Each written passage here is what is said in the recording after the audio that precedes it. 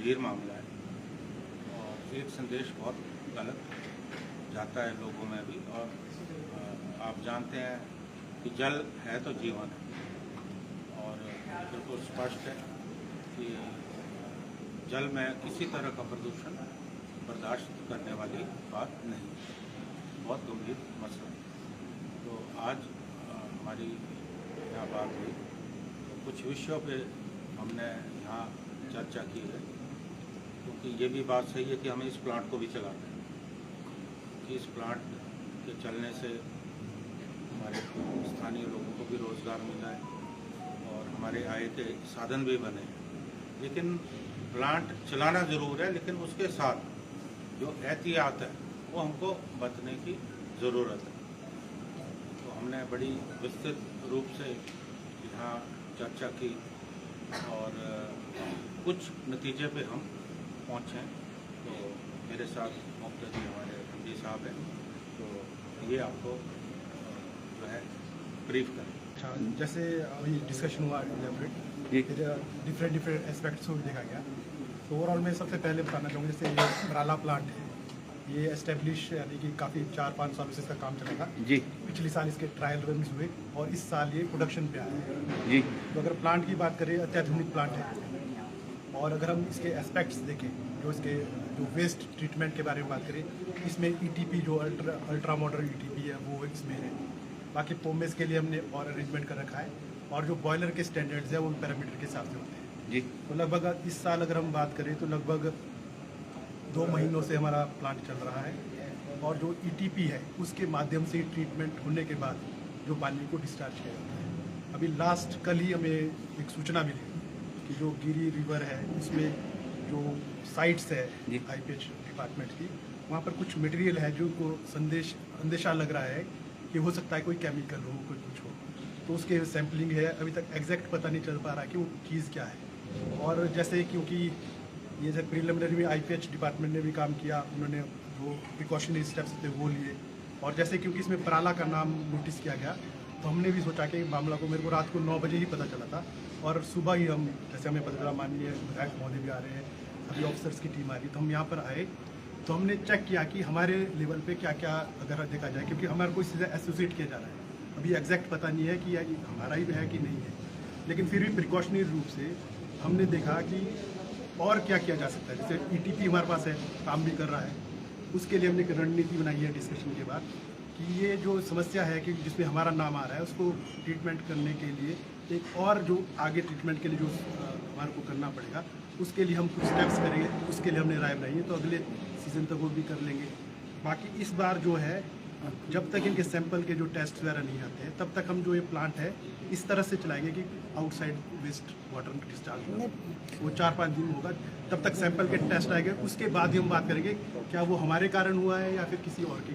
ये सूचना हमारे माध्यम से बीच में मुझे लगता है लीक नहीं हुई या कहीं किसी दूसरे माध्यम से लीक हुई है।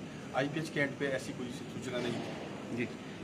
ये जो फिल्टर सारे चौक हो गए, आपका नुकसान भी इसमें आईपीएच का खासा हुआ है। इसमें कुछ एक हमारे इक्विपमेंट्स में ब्लॉकिंग आई है, उसको हम देख रहे हैं। आज हमारी पूरी की पूरी टीम वहाँ पे उसको पूरे प्लांट को दोबारा से मॉनिटर कर रही है, देख रही है इसमें, ताकि कोई जनता को किसी भी तरह से कोई परेशानी ना आए, इसके लिए हम पहले से ही प्रयासरत हैं।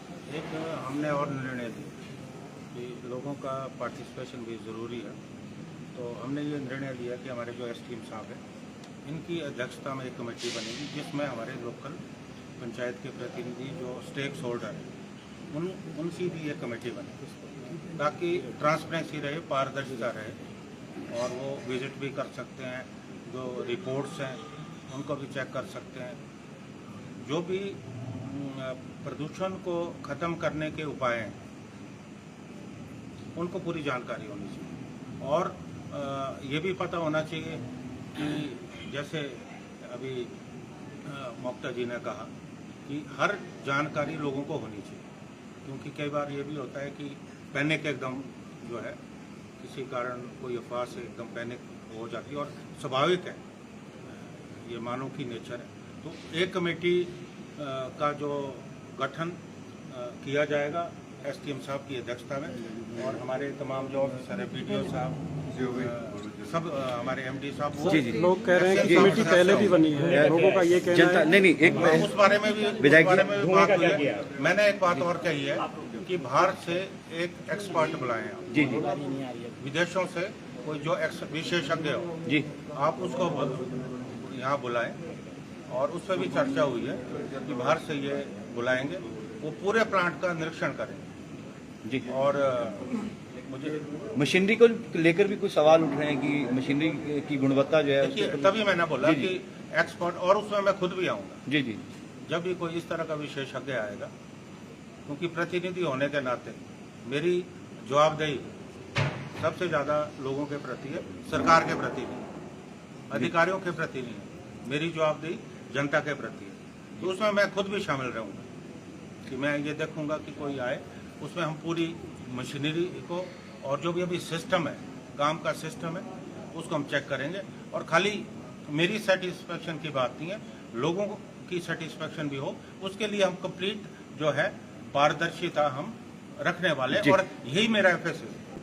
कोई भी नया प्लांट लगता है, कोई भी नई इंडस्ट्री लगती है, आपका नया मकान भी बनता है, तो जब आप उसमें रहने जाते हैं तो थोड़ी समस्या आती है कि यहाँ से पानी लीक हो रहा है, कहीं आपकी छिटकनी ठीक से नहीं लगी है, जी कुछ ना कुछ समस्या रहती है। क्योंकि व्यवहारिक बात यह है कि हमें इस प्लांट को चलाना है। बिल्कुल। अगर हमें इसे अगर हमें इसे खाली बंद करना हो, बात समाधान की, ठीक है ना। और जैसा मैंने पहले कहा, क्योंकि अभी ये प्लांट नया नया चला है, बहुत सारी चीज़ें सामने आ रही हैं, इनको हमें रोकना है। जी हमारी प्राथमिकता ये है कि हमें इन चीज़ों को रोकना है जो कमियां आ रही है। जी। तो उसके लिए आज जो हमने निर्णय लिए वो बिल्कुल, और आप मेरे काम करने का तरीका जानते हैं, बिल्कुल। क्योंकि मैं तो पेशे से खुद वकील हूँ, है ना जी। तो मुझे मालूम है कि किस ढंग से इसको करना है, और जो भी बात होगी वो पारदर्शिता होगी, ताकि हमारे जो क्षेत्र के लोग हैं उनको भी पूरी जानकारी से अवगत होना चाहिए।